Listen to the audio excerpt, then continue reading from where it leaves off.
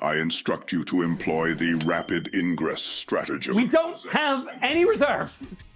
There's many times in modern life where I'd like to play Warhammer, but I just can't. Maybe I can't make it to the hobby store. Maybe there's no one available when I want to play. Or I can't convince my wife to play because being mean to her boys puts strain on our marriage, I'm told. And yeah, I could probably go online and find a game on Tabletop Simulator, but it's just not the same as rolling dice and playing with my war dollies in real life. Wouldn't it be great to always have an opponent ready when you are? Kind of like a video game where there's a computer player ready when you are. But for that, I would need some sort of system that would be able to see the game, understand what's going on, and be able to make effective decisions. But that's exactly what I made. This is Machine Spirit, a chatbot who can hopefully, play Warhammer. If you didn't know, my name is Will Powell. I make content, well, I make my own fun. So let's get started. Good luck.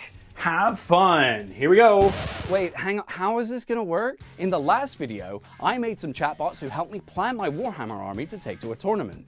But critically, none of them had arms. How are they gonna move the models? Well, today, I'm going to be Machine Spirit's pilot. I'll be giving him updates verbally about what's going on the battlefield, telling him when he has the option to do something. But I've also programmed my phone to act as his eyes, being able to give him an aerial shot of what's going on. I'll move the models, I'll roll the dice, but critically, he will decide what happens. And seeing as this is his first game, we should test him out on the simplest form of Warhammer 40k, Combat Patrol. And in this, we're actually going to be using the two simplest combat patrols, the ones with the fewest models and rules that kind of ignore the mission, that being the Imperial Knights and the Chaos Knights combat patrols. That will hopefully keep things really easy for a beginner. And speaking of beginners, it would probably make sense for him to play against not me, because I've played quite a lot, but against a fellow beginner, the drumming extraordinaire Nathan Shervill with us. So today, the Imperial Knights will be commanded by Machine Spirit, and the Chaos Knights will be piloted by Nate. And yeah, it would probably make sense if the abominable intelligence was controlling the Chaos Knights, but look at him. Does he look like the kind of guy who's gonna let me borrow his Chaos Knights? Probably not. Oh yeah, if this video is your sort of thing, why not like and subscribe to the channel? When you do, it tells YouTube that this is a good one. Alright, let's see how Machine Spirit plays. But before we do you have anything to say to our esteemed audience? And now we wait. Now we wait, because it takes a while. We'll be right back. Bum, bum, bum, bum. Hark, mortals! Let it be known throughout the galaxy that I, Lord Valerius Ironclad, stand ready to smite the vile chaos that dares trespass upon our domain. Let these heretics tremble before the might of our war machines, for we shall demonstrate the righteous fury of the Imperium. My deeds in this battle shall be sung by bards for ages to come. I shall claim the title Valerius the Vanquisher after this engagement. Let the drums of war sound. Wow. Holy Did he have a name beforehand? No. He's just given himself a name. What was it? Lord Valerius Ironclad. One crucial step in playing Warhammer that is often skipped over in battle reports is army deployment, where you place your models on the board. So let's see how Lord Valerius does with deploying his army. Just to let you know, I have got some more Ultramarine dice again, but this time, the Ultramarine symbol is a 6. Unlike my last unreadable Roman numeral set, an 8 is using these Votan dice. So I believe the Votan symbol's a 1. Winning the roll-off, we need to check in with Lord Valerius and see what he'd like to do. Would you like to deploy first, or would you like to deploy second? Deployment is for heretics.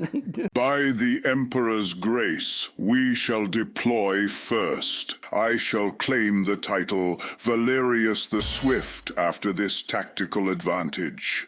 Which of our 2 units would you like to deploy? The Stomper. Hark, the choice is clear. Deploy Dantos and Thauvir first. Their autocannon shall unleash a tempest of righteous fire upon the enemy. If you're wondering why I'm looking confused here, it's because the Imperial Knights Combat Patrol uses different names for the Imperial Knight Codex, giving a knightly title to the pilot and to the walker, which isn't going to be confusing at all with all the titles in this video, oh my god. I shall claim the title Valerius the First for leading the vanguard. Now, pilot, position them with cunning, ensuring their range encompasses the most likely avenues of approach by these heretics. Without an exact placement, this caused a little bit of an argument. He said... With cunning. For me, that means behind the tray. We could ask him again. Hey, Go I'm and not ask him. questioning Valerius the Ironclad Swift first. I want him to charge directly into the front line. He's a shooting unit. Behind the terrain, pilot, a knight does not reveal his position prematurely. Concealment and surprise are hallmarks of a skilled commander. A true ambush, worthy of the title Valerius the Shadow. I mean, he's going to have more titles than passport application form at this point.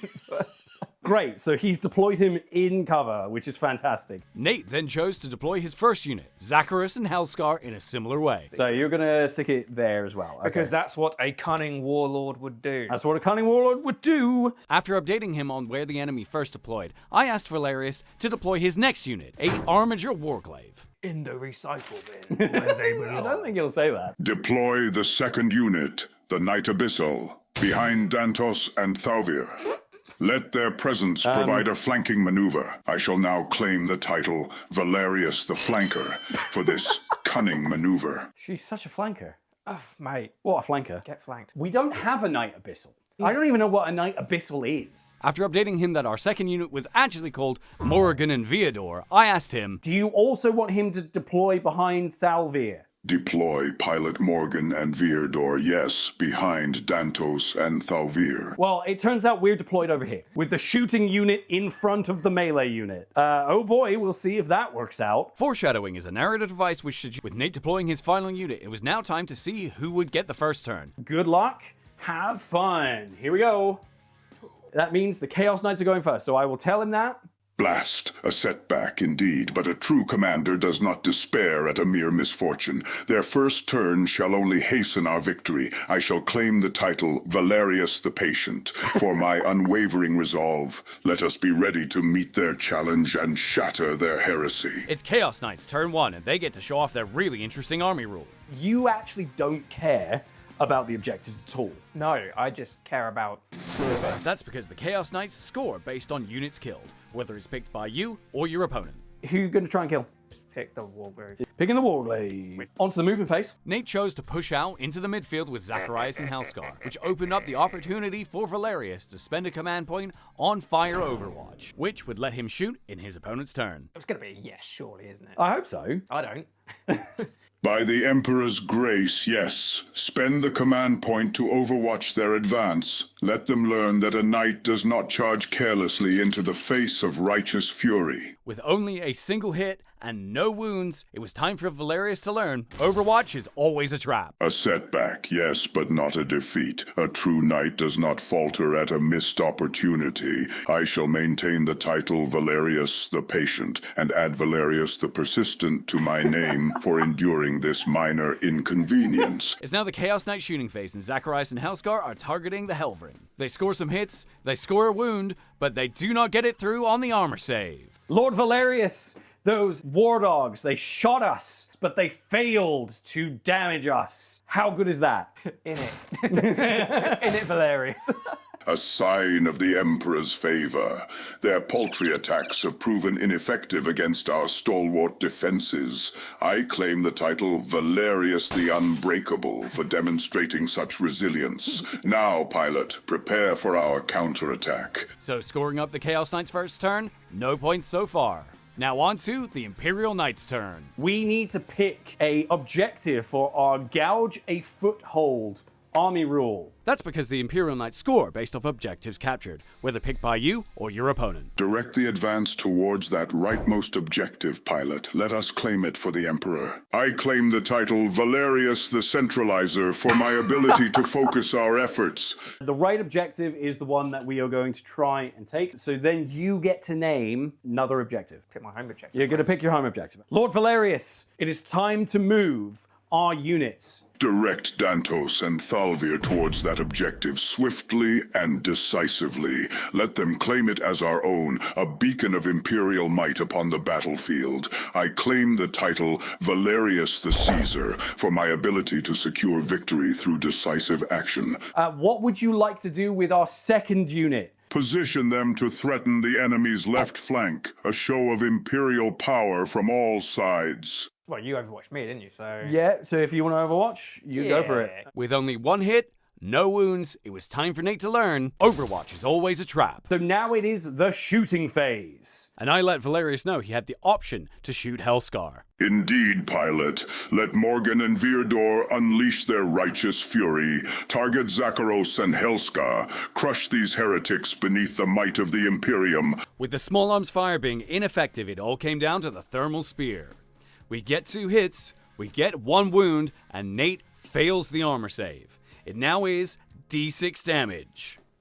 Oh my god, really? Come on. Getting a 6 on that roll was decisive because that was half of Hellscar's health. A glorious strike, pilot. To wound a foe so vile is a victory in itself. Let us claim the title, Valerius the Piercer, for delivering such a debilitating blow. The Imperial Knight's turn ends here, thanks to Hellscar being out of charge range due to the, interesting deployment choices. No points on the scoreboard so far for either side. Now on to the Chaos Knight's turn, where Nate needed to make a smart choice about what unit he tried to kill. Because you think you're going to kill this, so game it out. You're going to go for this as your primary. Okay. Score 5 if you kill that, but you score 10 if you kill this.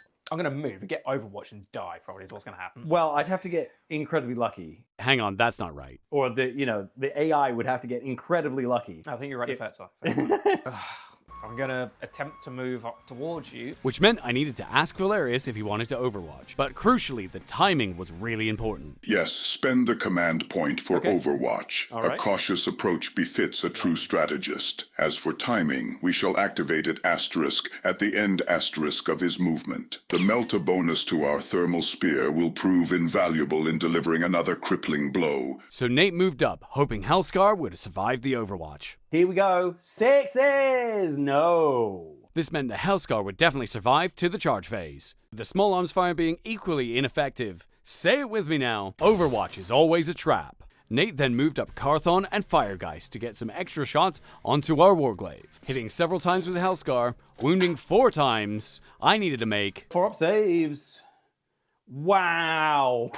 The Emperor and the Chatbot protects. For the first time in the game, the small arms fire finally did something, causing 1 wound onto Morgan and Viador. So I had to let Valerius know he had the option to reroll the armor save. But surely for 1 wound, it's not worth it? Surely that's putting it on rails. Surely. A wise decision, pilot. No, a single you have to wound decide. is a minor setback compared to the value of a command point. I claim the title Valerius the Prudent for making sound judgments even in the face of adversity. In response to this indignity, Nate unleashed Firegeist, but had probably the unluckiest shooting phase I've ever seen.